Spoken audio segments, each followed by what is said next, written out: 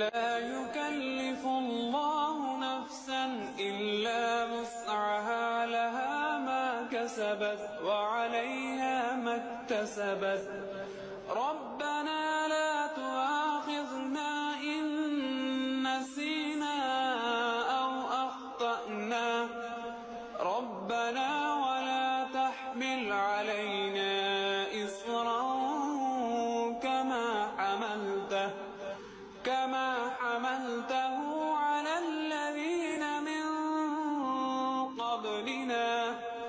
ربنا ولا تحملنا ما لا طاقة لنا به، واعف عنا